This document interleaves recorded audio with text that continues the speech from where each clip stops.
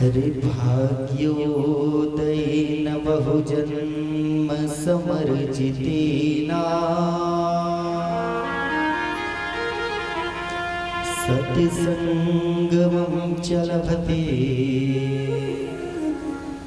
पुरुषो यथा वै। अज्ञान हेतु कृतमोहमतान्धकारा नासं विधाय हि तदो भयति विवेकः।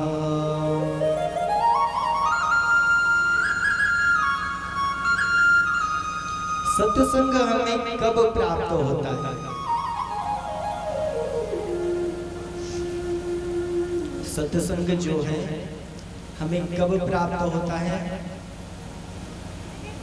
जब हम संत लोगों की संगत करेंगे, साधु संग करेंगे, तब जाकर हमको सत्संग प्राप्त होगा। जब साधु का संग करेंगे तो जो हमारे अंदर विकार हैं, विकार कौन से? मोह, कपट, छल, मात्सर्य, दोष,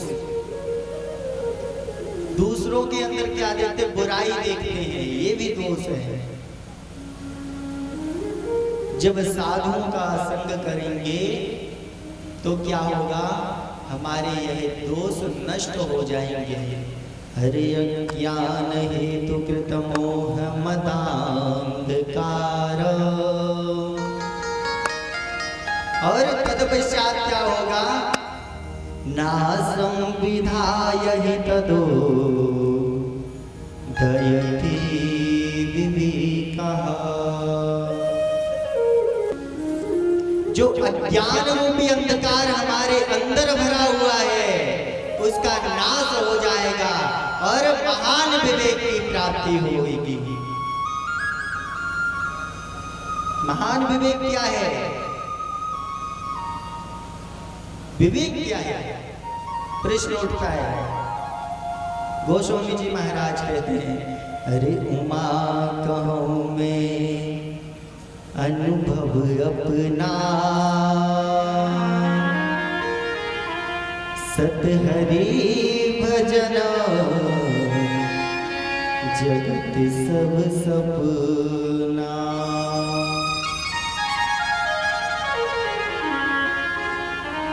भोलेनाथ माता पार्वती से कहते हैं कि मैंने अपने पूरे संपूर्ण जीवन का एक ही अनुभव लिया है। क्या? सत हरि भजन जगत सब सपना। केवल भगवान का नाम ही सत्य है और पूरा संसार मिथ्या है। ब्रह्म सत्यम जगन मिथ्या।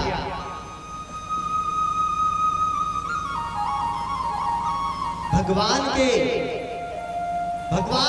सत्य है। सत्य कहिए जो उनसे नाही।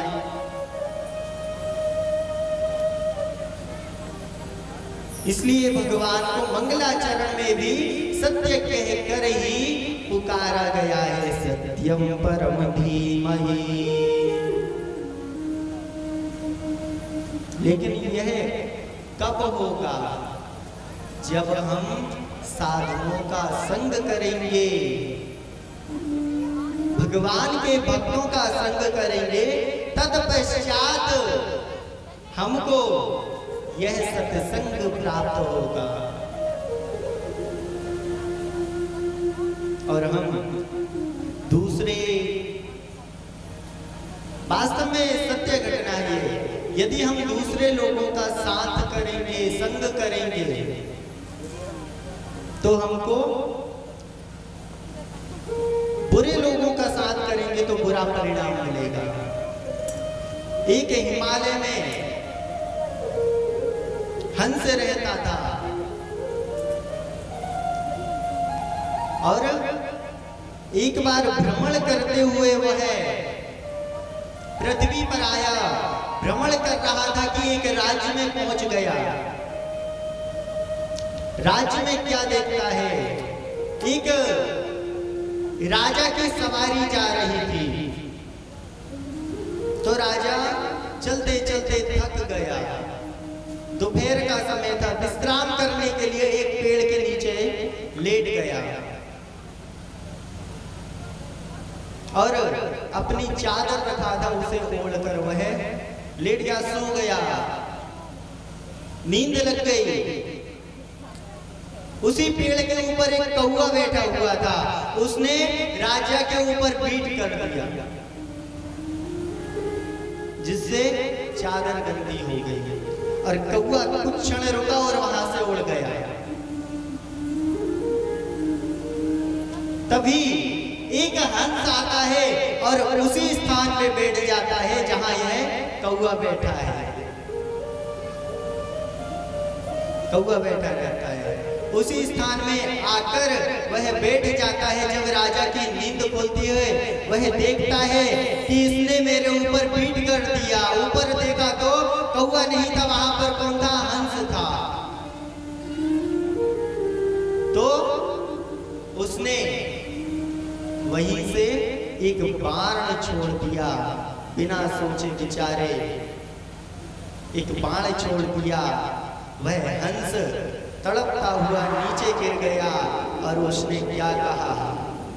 अरे अहम काको हतो राजन हंसा हम निर्मला जना जला। हंस ने कहा कि महाराज, अहम काको हतो राजन हंसा हम निर्मला जला। बड़ी सुंदर बात है। संग पे से एक दृष्टांत है।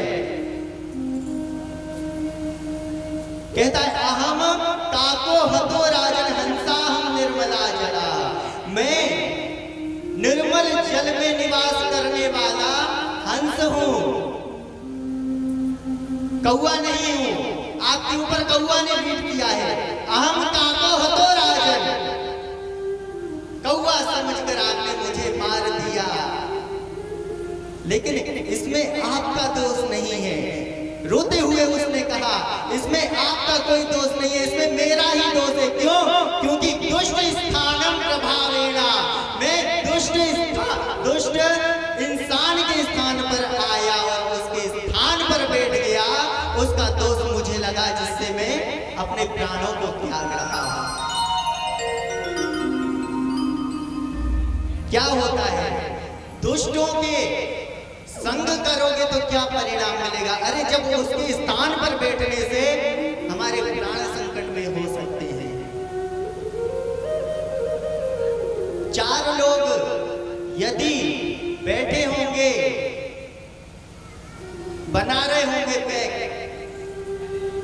एक सज्जन व्यक्ति उनके साथ में बैठ जाए, पिए नहीं, साथ में बैठ जाएगा तो बदनाम तो वो भी होगा। अरे बैठा तो है, बदनाम तो होगा। तो संग किसका करना चाहिए? सत्पुरुषों का, साधुओं का। साधुओं का संग करेंगे तो हमारा जो मन है पवित्र हो जाएगा, हमारे धर्म मार्ग में लगेगा। और जब धर्म मार्ग में लगेगा तो धीरे धीरे कर हमारा मन भगवान के चरणों में प्रेम करने लग जाएगा। और जब प्रेम करने लग जाएगा तो हमारा उद्धार हो जाएगा।